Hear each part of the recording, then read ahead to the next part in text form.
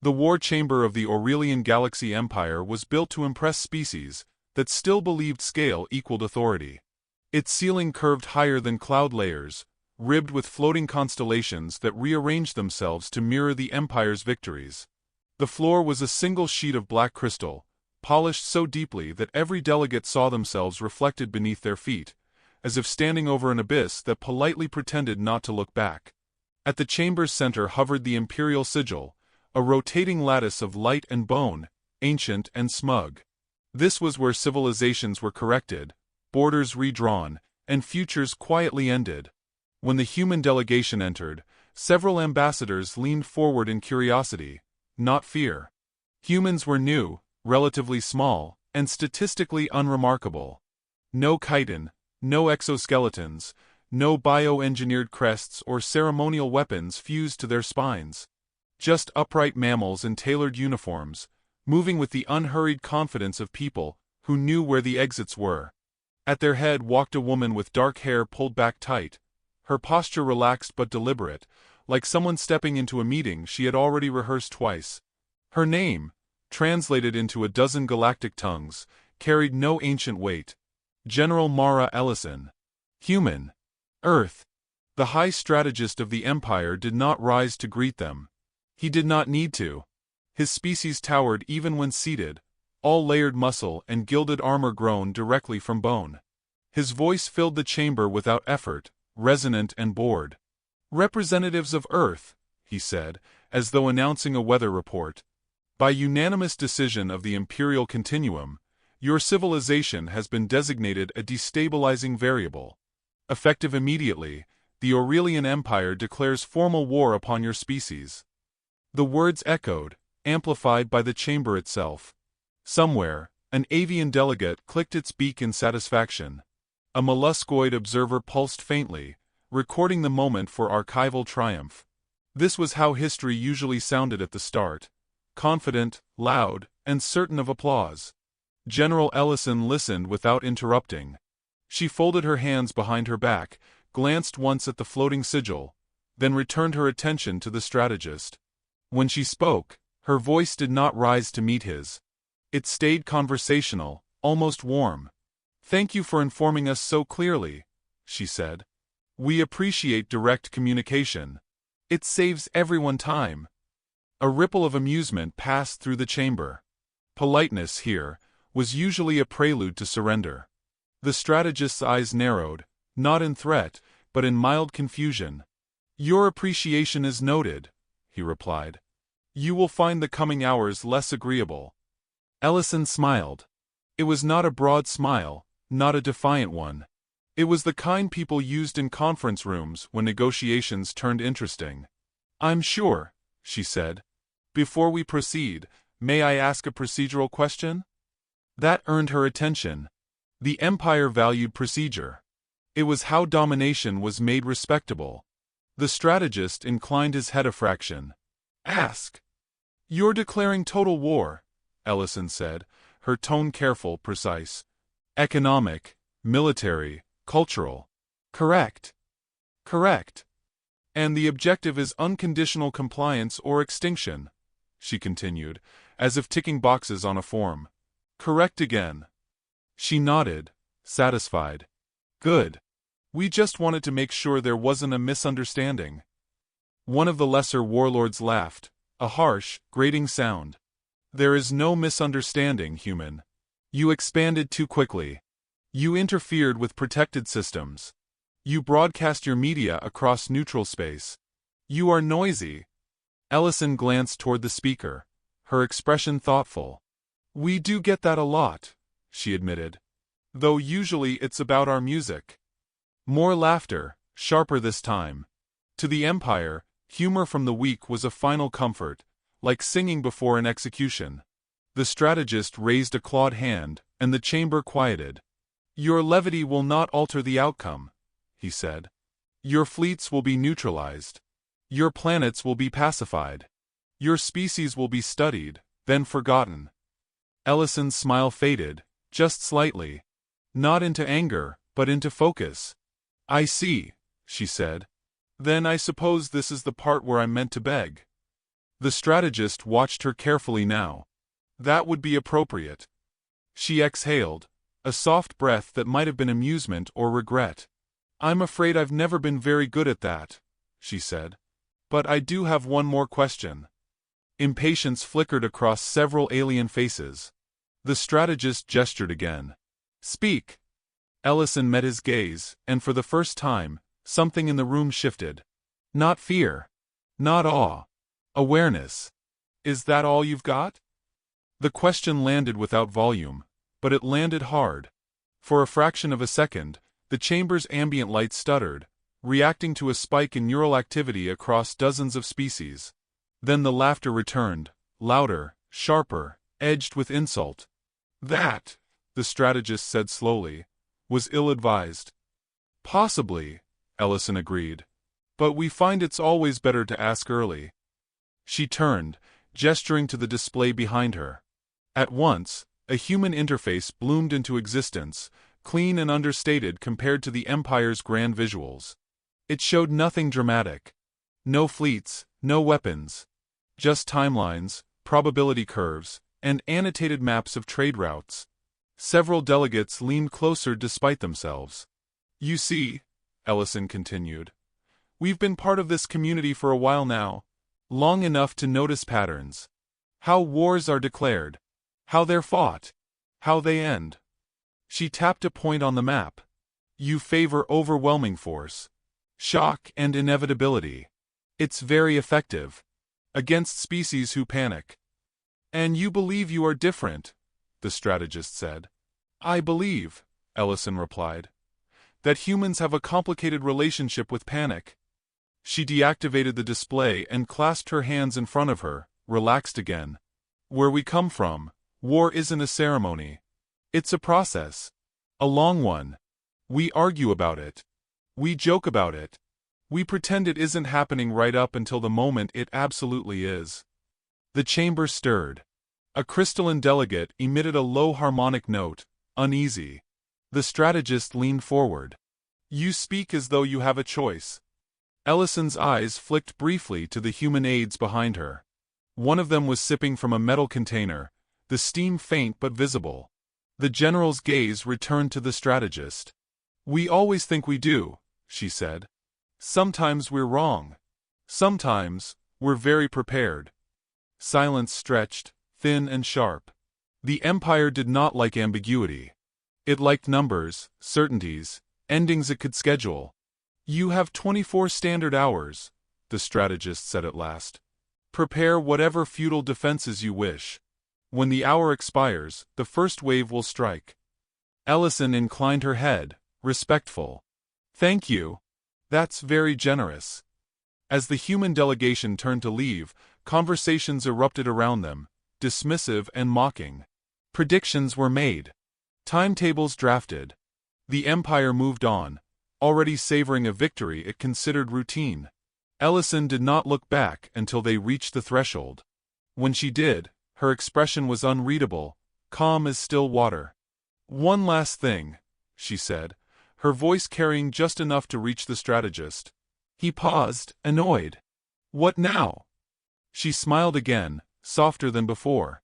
I hope you don't mind, she said. But we've already started the clock.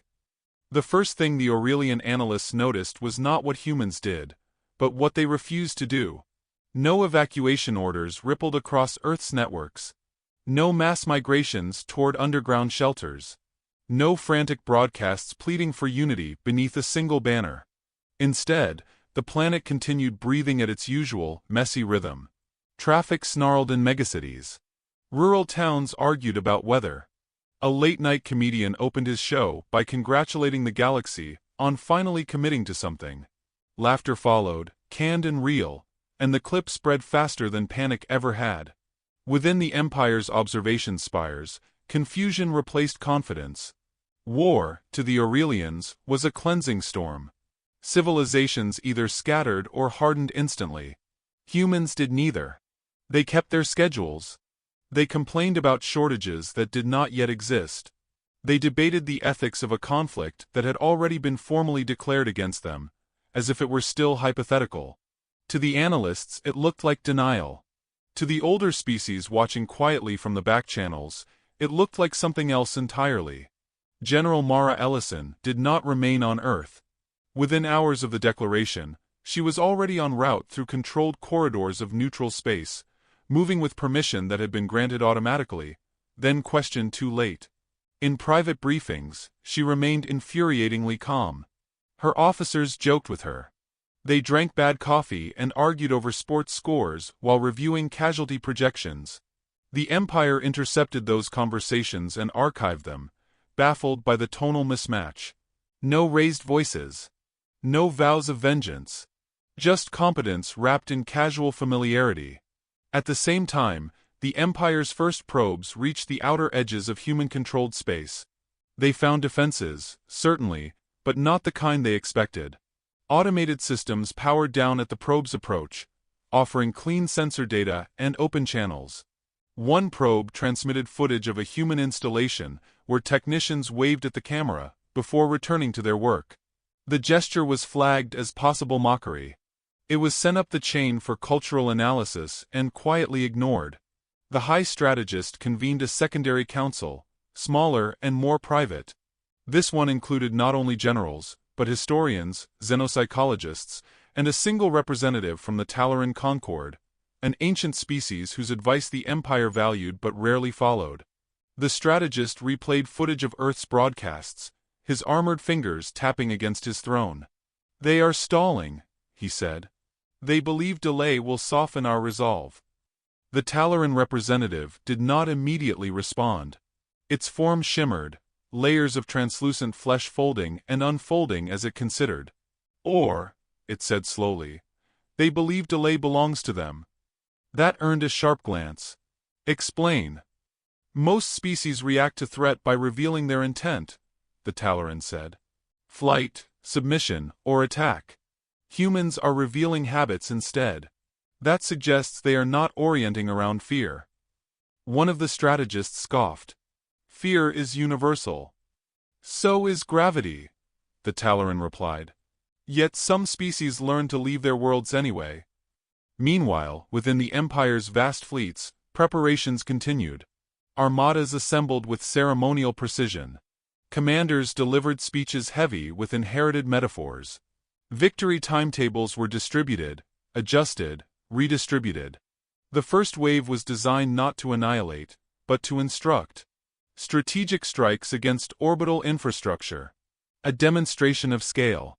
Enough destruction to ensure compliance, not enough to waste resources. It was efficient. It was elegant. It was familiar. The first strike came precisely on schedule. Human orbital stations went dark for 3 seconds. Then they came back online. Imperial commanders froze, rerunning the data.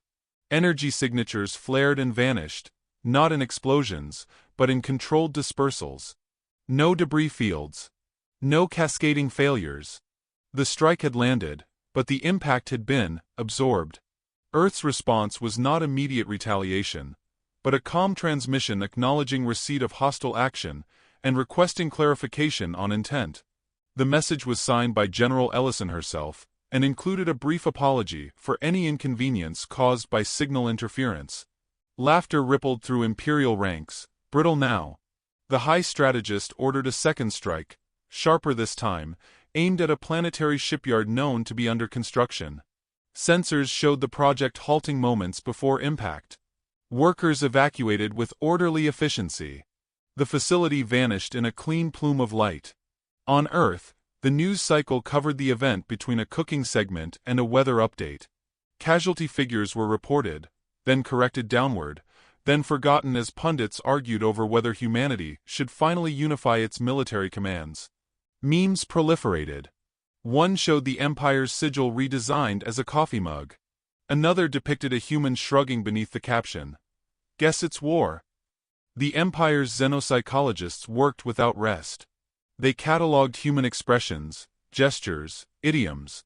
They traced sarcasm through linguistic trees and came up empty. Too many contradictions. Too many contexts. Humans said one thing and meant 3 others, sometimes simultaneously. They joked while afraid. They smiled while planning violence. The analysts flagged General Ellison repeatedly. Her public statements were models of restraint, but her private communications were worse. Not angrier. More precise. Less forgiving. In one intercepted exchange, an aide asked her whether the Empire's timetable worried her. Ellison paused, then answered, "I'm more worried they think it matters." The Talaran representative requested another audience. This time, it spoke plainly. "You are underestimating them," it told the high strategist. "They are not performing bravery. They are performing normalcy. That is more dangerous." The strategist dismissed the warning. "They are bleeding," he said. "They will feel it." And they did. Cities mourned. Names were read aloud. Candles burned. But something else happened too. Logistics shifted. Supply chains rerouted. Human fleets did not rush forward. They repositioned sideways, slipping through corridors the Empire had marked as irrelevant. Communications lagged in odd places. Reports arrived late, or early, or not at all.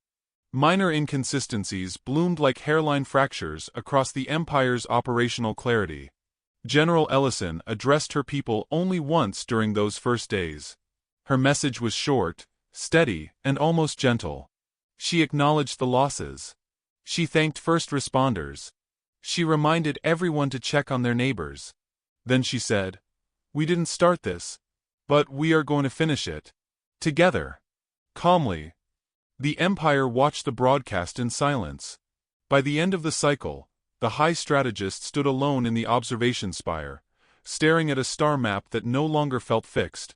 Routes he had memorized since youth seemed subtly wrong, their significance altered by invisible hands. Somewhere in the depths of Imperial space, an entire scouting flotilla failed to report in, not destroyed, simply gone. He opened a private channel to the Talaran. "What are they doing?" he demanded. The ancient being's reply was soft, almost regretful. "What predators do when they decide the hunt has already begun." The strategist closed the channel and looked again toward Earth's quiet, stubborn light, realizing too late that the humans' strangest behavior was not their jokes or their calm, but their patience, and that the war had shifted while he was still waiting for it to start. The moment the Empire committed its full armadas, the illusion finally cracked. What had been irritation hardened into intent, and the Aurelian fleets moved with the weight of centuries behind them. War engines unfolded like metal constellations, each vessel layered with redundant shields and ceremonial markings that promised inevitability. Commanders spoke with renewed certainty. This was no longer instruction. This was erasure. Across Imperial space, observers waited for the moment humanity would finally break, finally react the way conquered species always did.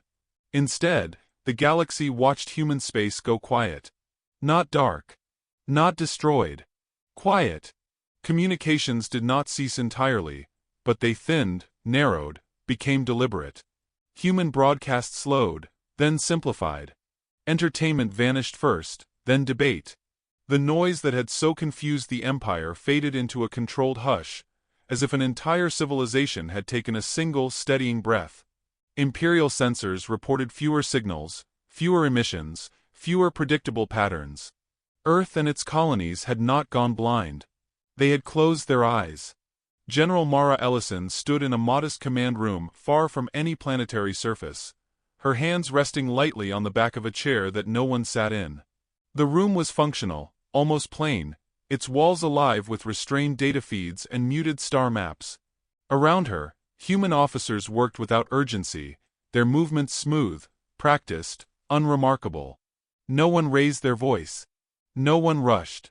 The Empire had expected defiance or despair. What it encountered instead was routine.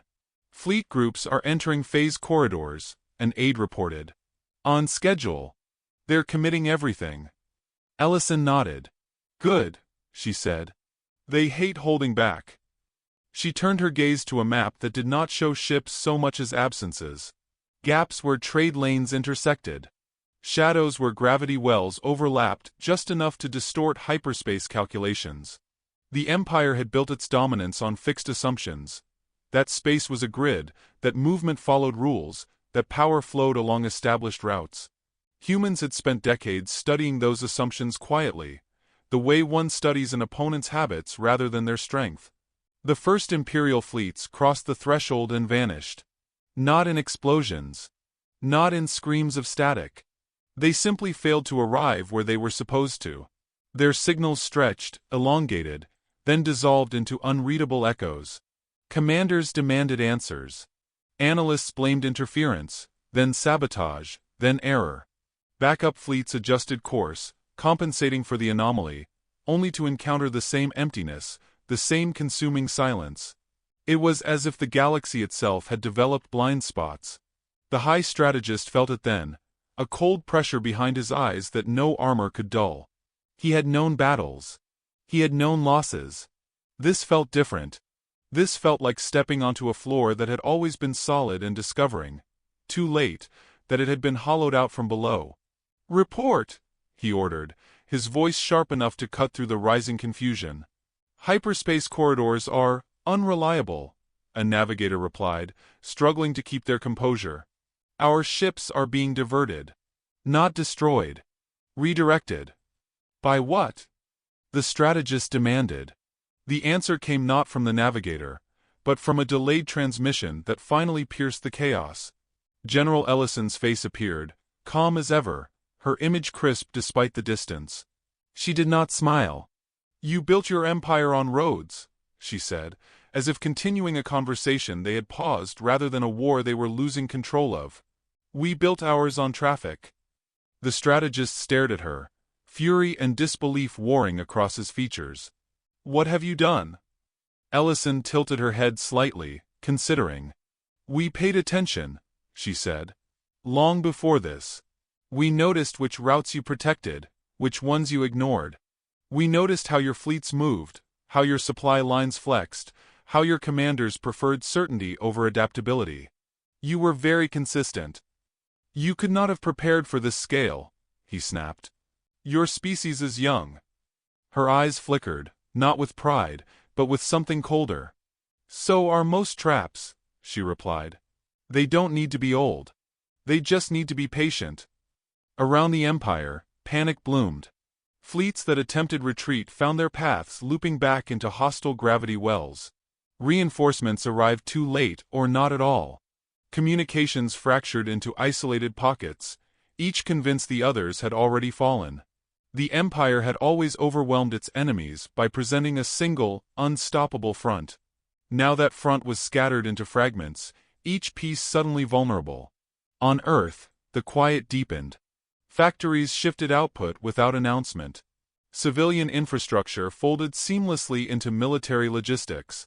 Humanity's chaos, so visible to outsiders, revealed itself as modular, flexible, endlessly redundant. Where the Empire had centralized command, humans had distributed intent. There was no single throat to cut, no singular heart to pierce. Ellison moved through her command room, offering brief words here, a nod there. Her officers responded with the ease of people who trusted the process even if they did not see its full shape. She stopped beside a young analyst whose hands trembled despite his effort to hide it. "They're realizing now," he said quietly. Ellison followed his gaze to the map, where Imperial symbols flickered and dimmed. "Yes," she said. "That's usually the hardest part." "What if they escalate?" he asked. "What if they target civilians directly?" Her expression softened, just a fraction. "They already did," she said. "That's why we're here." The high strategist convened what remained of his council, their grand chamber suddenly feeling too large, too exposed. The Talaran representative was present again, its translucent form dulled with age and something like sorrow. "You warned us," the strategist said, his voice stripped of ceremony. "Yes," the Talaran replied. "And you did not listen." "How?" the strategist demanded, gesturing helplessly at the fractured displays. "How did they build this without detection?" The Talaran's gaze was steady. "They hid it in plain sight," it said. "In trade agreements. In shared research. In entertainment broadcasts that mapped cultural responses. They learned you while you laughed at them." The strategist thought of Ellison's question, spoken so lightly in the war chamber. Is that all you've got? At the time, it had sounded like arrogance. Now it sounded like assessment. Another transmission cut through, this one unencrypted. Ellison again, her posture unchanged, her voice even. "This is the part where misunderstandings usually clear up," she said. "You thought we were buying time. We thought you were volunteering information." The strategist leaned forward, claws digging into the edge of his throne. "You cannot win a war of annihilation," he growled. "Not against the galaxy." Ellison regarded him with something like sympathy. "We don't need to," she said. "We just need to end this one." Behind her, the map shifted. Imperial fleets continued to disappear. Not consumed by violence, but by geometry, by physics rewritten just enough to betray those who relied on habit. The Empire's greatest strength, its predictability, had become its cage. "Why?" the strategist asked, the question torn from him despite his pride. "Why go to this effort instead of striking us openly?" Ellison's answer was quiet. "Because you taught us what happens to civilizations that announce their intentions too loudly." The transmission ended. In the silence that followed, the high strategist felt the full weight of it settle in his chest. This was not a war humans had rushed into.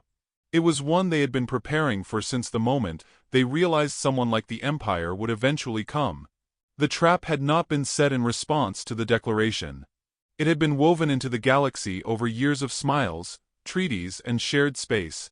As another fleet vanished from the map, leaving only a faint distortion behind, the strategist finally understood the most dangerous thing about humanity was not their weapons or their numbers, but their willingness to wait, and that whatever came next would not be a battle for territory, but a reckoning the Empire could no longer escape. The galaxy did not end in fire. It unraveled in silence, systems blinking out like stars deciding they were finished performing. Trade hubs froze mid-transaction. Military relays echoed their own last messages back at themselves. Worlds that had never known vulnerability felt it creep into their atmospheres, not as destruction, but as absence. The Aurelian Empire, which had always defined itself by motion and reach, found both abruptly curtailed. General Mara Ellison watched the collapse from a distance that felt almost respectful. Her command station orbited no planet of consequence, anchored instead in a region of space deliberately unremarkable. She had chosen it years earlier, long before the Empire noticed humanity, precisely because no one else would. Around her, the hum of controlled systems replaced the thunder of battle. This was not the sound of victory celebrated. It was the sound of work completed correctly. Reports arrived in steady intervals. Not alarms. Not pleas. Just confirmations. Fleet corridors destabilized beyond Imperial recalibration thresholds. Supply chains dissolved into isolated nodes. Command hierarchies fractured as senior officers vanished into the same blind geometries that had consumed their armadas.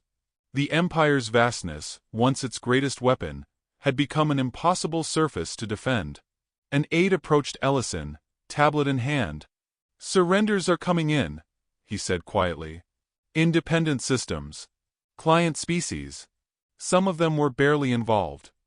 Ellison took the tablet, scanning the names without satisfaction. "Acknowledge receipt," she said. "Tell them to hold position. We'll be in touch." He hesitated. "And the Empire itself?" She looked up at the star map, where the Imperial core pulsed faintly, still intact, still proud. "They'll wait," she said. "They always do." Within the Aurelian capital, waiting had become unbearable. The high strategist stood before what remained of his council, their former grandeur reduced to hollow ritual. The great chamber's constellations flickered erratically now, no longer synchronized to victories. Each delegate carried the weight of disbelief, their postures sagging beneath a truth none of them had prepared for. The Empire had not been beaten in combat. It had been rendered irrelevant. "This is not war," one warlord hissed. "This is sabotage." The Talaran representative regarded him with tired eyes. "Those distinctions matter less when you are losing." The strategist raised a hand, silencing them. His voice, once thunderous, now carried a brittle edge. "Open a channel to the human general," he said. "Unfiltered." The request crossed 1,000 fragmented relays before reaching Ellison's station. She accepted it without delay. Her image filled the chamber again, unchanged, composed, the same woman who had stood there days earlier and asked a question that now haunted them all. "You've made your point," the strategist said, discarding ceremony. "End this. Name your terms." Ellison studied him, not as an enemy, but as a man whose world was collapsing. "We don't have terms," she said. "We have conditions." A murmur rippled through the council. "Explain," the strategist demanded. "You leave," Ellison said simply. "You withdraw from every system you absorb by force. You dismantle your war infrastructure. You stop expanding." "And if we refuse?" One of the warlords spat. Ellison's gaze flicked toward him, sharp and brief. "Then nothing changes," she said. "For you." The strategist's claws tightened. "You cannot hold this forever." "No," Ellison agreed. "We don't need to. You built an empire that requires constant motion to survive. We only needed to interrupt it long enough for gravity to do the rest." Silence followed, heavy and final. The strategist realized then that humanity had never intended to replace the empire. They had no interest in ruling the galaxy. They had simply removed a pressure that threatened them and allowed everything else to breathe. "You hid this," he said hoarsely. "All this time." Ellison inclined her head. "You taught us how," she replied. "You taught us that the loudest powers attract the first resistance. We decided to be forgettable." The channel remained open as the council dissolved into argument behind the strategist. Ellison waited, patient even now. When he finally looked back at her, his eyes held something like understanding. "Is this what you meant?" he asked. "When you spoke in our chamber?" Her lips curved, not into a smile, but into recognition. "Yes," she said. "That was me checking your work." The channel closed. Across the galaxy, the consequences settled. Former client species tentatively reclaimed autonomy. Trade routes reformed along quieter paths. Humanity did not announce its victory. It offered assistance where asked and silence where not. Earth's broadcasts resumed gradually, not triumphant, but human in their familiar, disordered way. Someone joked about the war being bad for ratings. Someone else complained about supply delays. Life reasserted itself without spectacle. Ellison stood alone in her command room, long after the last report arrived. She removed her jacket, set it over the back of a chair, and poured herself a cup of coffee that had already gone cold. Outside the viewport, stars drifted indifferent and unchanged. She knew this was not the end. There would be others. There always were. But the galaxy had learned something now, something it would not forget quickly. Humans were not loud conquerors. They were not eager heroes. They were planners. Listeners. Builders of exits long before they needed to use them. They smiled because it made people underestimate them. They joked because it kept fear from hardening too soon. And when they fought, they did so with the patience of a species that had survived itself. Ellison lifted her cup in a small, private toast to the quiet that followed catastrophe. Somewhere, far from her station, the remnants of an empire tried to remember what motion felt like. She took a sip, winced at the bitterness, and allowed herself a thin, tired smile, already turning her attention toward whatever the galaxy might try next.